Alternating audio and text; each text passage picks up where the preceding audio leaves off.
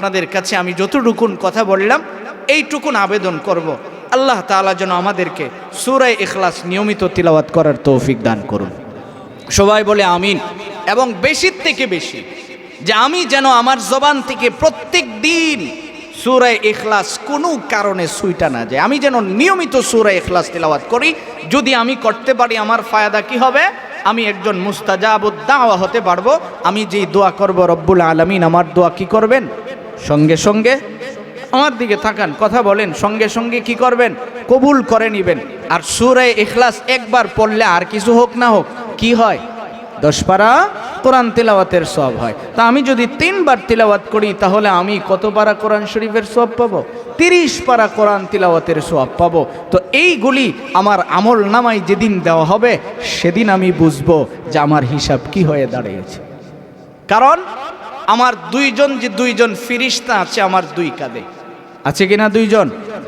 দুইজন ফিরিস্তা যে আছে তারা আমার সব কিছু লিপিবদ্ধ করেন কিনা? সব কিছু তো তারা লিপিবদ্ধ করছেন, লিখতেছেন, আমি কি করতেছি লিখতেছেন। মরণের সময় যখন ফিরিস্তা আপনার সামনে এসে হাজির হবে, হাদিস শোনাচ্ছি, আপনার সামনে যখন ফিরিস্তা এসে হাজির হবে ওরা চটকেরা গাড় থেকে লাফ দিয়া নাইমা দাঁড়ায় কইব যে এই আপনি তারে কষ্ট কম দেন, কারণ তিনি সব সময় ইবাদতে কাটিয়েছে।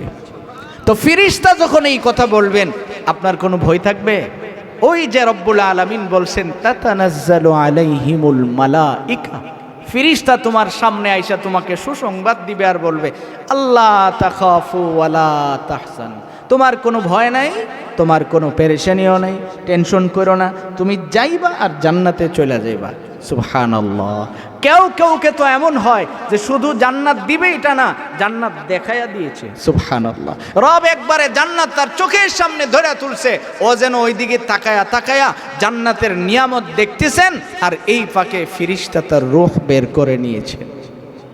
এই জন্য আমার ভাই বেশি বেশি করে সূরা ইখলাস তিলাওয়াত করব, পারবো না ইনশাআল্লাহ। সবশেষে আপনাদেরকে একটা দুরূদ শিখাবো, আপনি পড়বেন, কয়েক সেকেন্ড সময় লাগবে। যদি আপনি দুরূদটুকুন পাঠ করেন একবার, একজন ফিরিস্তা 1000 দিন পর্যন্ত 24 ঘন্টা আপনার জন্য মাগফিরাতের দোয়া করবে। আপনারা বলেন আমার সাথে, জাযাল্লাহু আন্না মুহাম্মাদান মা হুয়া আহলু। কঠিন কিছু?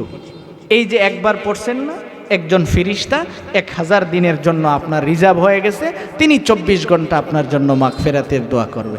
এই ছোটোখাটো আমলগুলি যদি আমার ভিতরে উঠে যায়, আমার ভাই আমরা তো কিছু না কিছু বলতেই থাকি, জবান কিন্তু আমার বন্ধ থাকে না, জবান আমার কি থাকে না?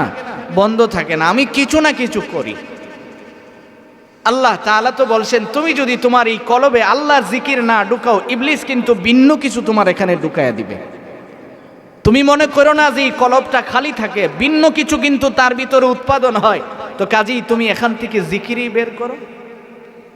আলাম তারা কাইফা দারাবাল্লাহ মাসালান কালিমা তাইয়িবাতান কাশাজারাহ তাইয়িবাতিন আসলুহা সাবিত ওয়া ফারউহা ফিস সামা তু'তি উকুলাহা কুল্লা হিনিম বিইذনি রাব্বিহা ওয়া ইয়াদরিবুল্লাহুল আমসালা লিন-নাস লাআল্লাহুম ইয়াতাযাক্কারুন ওয়া মাসালু কালিমা খাবিসাতিন কাশাজারাহ খাবিসাতিন তুসাত মিন ফাওকিল আরদি মা লাহা মিন করার। আল্লাহ তাআলা বলেন যে এই কলবে তুমি যদি জিকিরের চাষ না করো, লা ইলাহা ইল্লাল্লাহ এই জিকিরের চাষ যদি করো, তো তার দৃষ্টান্ত হলো পবিত্র গাছের মতো, যেই গাছের শিকড় থাকে আসমানের উপরে, যেই গাছের শাখা প্রশাখা থাকে আসমানের উপরে, শিকড় থাকে জমিনের নিচে। এই গাছকে যেমন দুনিয়া ধাক্কা দিয়ে ফেলে দিতে পারে না, ঈমানওয়ালাকেও ইবলিস ধাক্কা দিয়ে কবিরা গুনায় ডুবাতে পারে না। সুবহানাল্লাহ। আল্লাহ কয় এটা জিকির করবা না, তো ওয়ামাসালু কালিমাতিন খাবিসাতিন কাশাজারা। বুঝালো, পবিত্র জায়গায় পবিত্র জিনিস যদি না আনো, এখানে কিন্তু ইবলিস ভিন্ন কিছু ঢুকানোর চেষ্টা করে। এই জন্য আমার ভাই জবান তো আমার চলে, কোনো না কোনো দিক দিয়ে চলে, তো এই জবানটাকে আমি যদি কাজে লাগাই, বসে আছি, দোকান খুলে বসে আছি, জিকির করতেছি, পড়ি না সূরা ইখলাস, পড়তে থাকি দুরূদ শরীফ, আমি কথা বলতেছি, কথাটা যেন আমার এইভাবে হয়, কোনো একটা জিকিরে ঢুইকা যায়। যদি এমন হয়, আল্লাহ তাআলা যেদিন আমার কাছে কিতাব দিবেন, মা লিহাদাল কিতাব, ওই দিন আমার আর আফসোস করতে হবে না, এই কথা বলতে হবে না, লা ইউগাদির সগীরাতান ওয়ালা কাবীরাতান ইল্লা আহসাহা। রব্বুল আলামিন কয়, ওই দিন দেখে আফসোস করে কইব, যাহা, এই কিতাবটা কে লিখলো যার মধ্যে আমার জীবনের সগীরা কবিরা কোনো গুনাহ ছুটে নাই।